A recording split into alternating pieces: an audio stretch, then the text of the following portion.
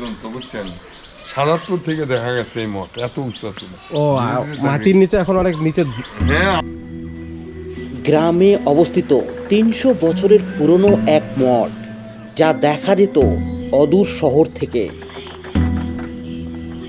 কত জমি ছিল, তাও পরিমাণ কত ছিল? এই অন্তত পক্ষে 2-4-5 হাজার বিঘা। বিঘা 5,000? এত? জামিনটা ইটি দিয়ে সব ভাগ ভাগ করা সব গিয়েছে।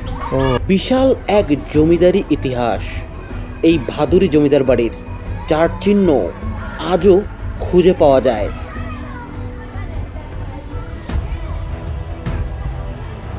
দেশ ভাগের পূর্বেই চলে গেছে। দেশ ভাগের পূর্বে চলে হ্যাঁ, গেছে। মানে ভারত পাকিস্তান, তখন তো এটা পূর্ব পাকিস্তান ছিল। হ্যাঁ হ্যাঁ, তারই আগে যে যখন ভারত আর পাকিস্তান ভাগা হয়ে গেল তখনই চলে গেছে। তার আগে চলে গেছে। কয়েকটি স্থাপনা সেই রাজকীয় জমিদারির সাক্ষ্য আজও বহন করে।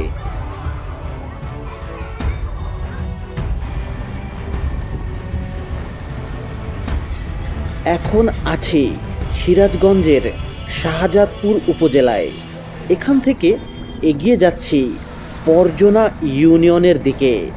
সেখানেই অবস্থিত ৩০০ বছরের পুরনো ভাদুরী জমিদার বাড়িটি। পরজনার প্রখ্যাত জমিদার রাম গোপাল ভাদুরীর কনিষ্ঠ পুত্র রত্ন গোপাল ভাদুরীর দুই পুত্র জগবন্ধু ও দীনবন্ধু ভাদুরী পরজনার নিকটবর্তী গ্রাম পত্তন নিয়ে সেখানে বসবাস শুরু করেছিলেন। ওই ভাদুরীর পুত্রের পূর্ব নিবাস ছিল রাজশাহী জেলার বিন্নাইদৈর গ্রামে। পরবর্তীতে ধনঞ্জয় ভাদুরী শাহজাদপুরের পরজনা গ্রামে বসতি গড়েছিলেন। বসতি স্থাপনের পর দুই জমিদার ভ্রাতা জগবন্ধু ভাদুরী ও দীনবন্ধু ভাদুরী তাদের নিজস্ব জমিতে জামিরতা গ্রামে হাটবাজার স্থাপন করেন।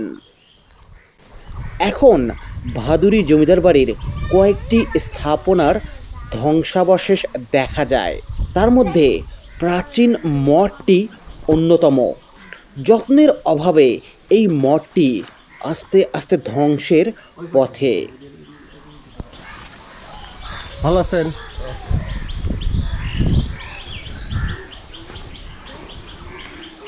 এটা কোন জমিদারের বানানো মঠ এটা? এটা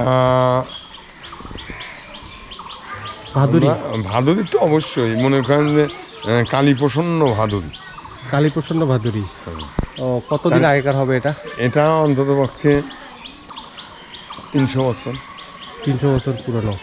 ওই যে জমিদার বাড়ি ভূমি অফিসটা, ওইটারই সাথে এটা বানাইছে? ওটারও আগে তৈরি করা। ওটার আগের তৈরি এটা? ও, তো এখানে কি পূজা হয়? ওই জমিদারের মা এই ইয়ে করতো। জমিদারের মা এই পূজাটা করতো। মহাদেব ছিল এখানে। ও, মহাদেব। মহাদেব মানে শিব পূজা হতো? শিব পূজা। এই শিবটা মনে করেন যে চুরি হয়ে গেছে, শিবলিঙ্গটা। শিবলিঙ্গটা। ও, ওটা কি সেই সময়কার ছিল? সেই সময়কার ছিল। চুরি হয়েছিল বেশি দিন না, মনে করেন যে অল্প কিছু দিন বছর, তাও তো মনে করেন বছর 15। মাথায় ওই যে কলসি পর্যন্ত টাইনে নেওয়া হয়েছিল। ওই যে উপরে একটা এখনো কি যেন দেখা যাচ্ছে, কলসি শিপ আছে। ওটা কলসি? ওটা তো এখনো আছে? ওটা আছে। ও, ভিতরে তো ওটা দেখে তো মনে হচ্ছে যে ভাঙে পড়বে ওটা। না, ভাঙে পড়বে না। ও মানে টাইনছে খুব, যাওয়ার জন্য টানেছে খুব রশি বাঁধতে টানছে। হ্যাঁ, ওই গাছের সাথে বাজিয়ে টানছে, তাও উঠতে পারে, ওটা ভাঙতে পারে নাই। না। মানে প্রবেশ করা যায় কি?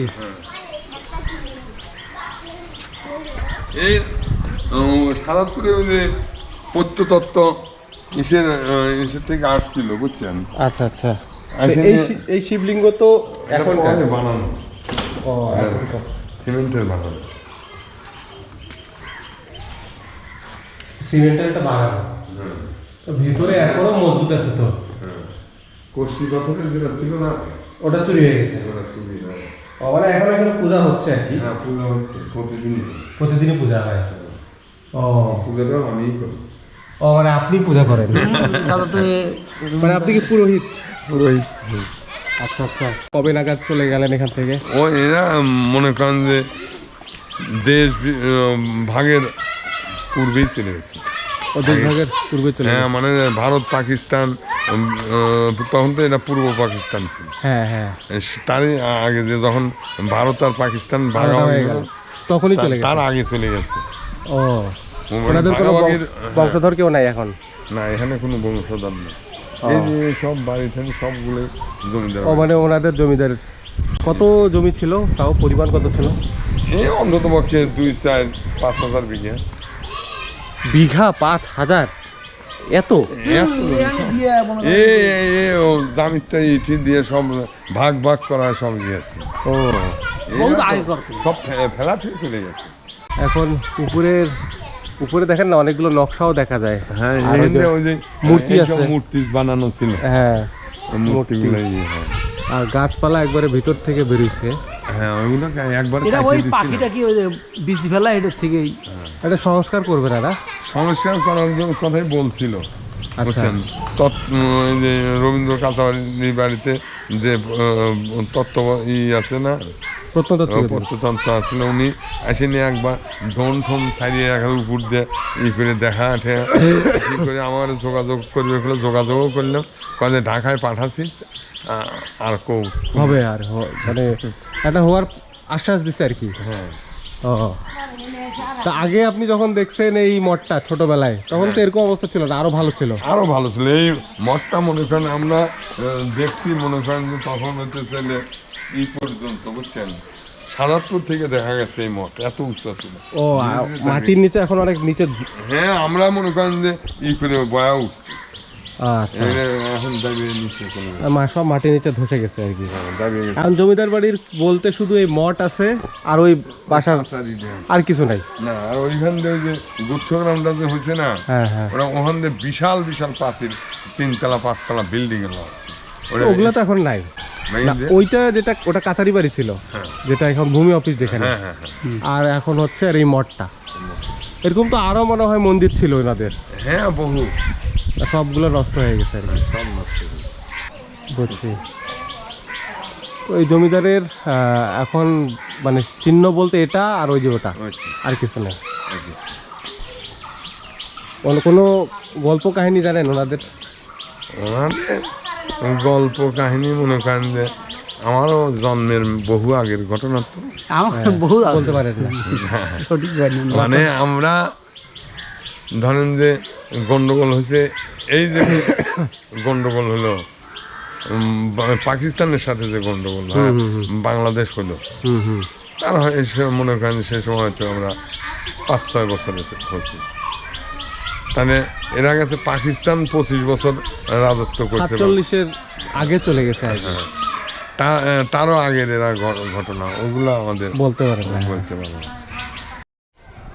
সামনের এই স্থাপনাটি ভাদুরী জমিদার বাড়ির আরেকটি ভবন, যেটি কাচারি বাড়ি হিসেবে সেই সময়ে ব্যবহৃত হতো। প্রজাদের কষ্ট দূর করার জন্য তারা অসংখ্য পুকুর খনন করিয়েছিলেন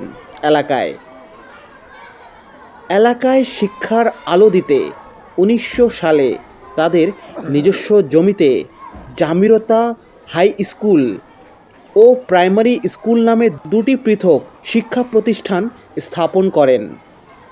20 বছর আগে এই পরিবারের আরেক গুণী জমিদার মুকুন্দনাথ ভাদুরী 1880 সালে পরজনা গ্রামে উচ্চ বিদ্যালয় স্থাপন করেন।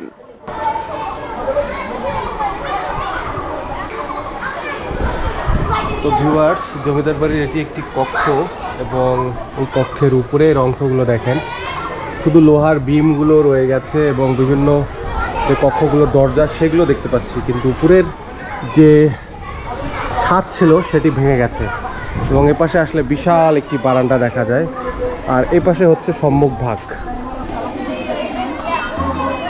1947 সালের দেশভাগের পর এই জমিদার বাড়ির বংশধরেরা ভারতে চলে যান। তারপর থেকে এই জমিদারির ইতিহাসে সমাপ্তি ঘটে। শাহজাদপুরের এই ভাদুরী জমিদার বাড়ির অতীত ইতিহাস নিয়ে আরও কোনো তথ্য আপনাদের জানা থাকলে তা কমেন্ট বক্সে জানাতে ভুলবেন না। আমার এই চ্যানেলে নতুন হয়ে থাকলে অনুগ্রহ করে চ্যানেলটি সাবস্ক্রাইব করে রাখুন।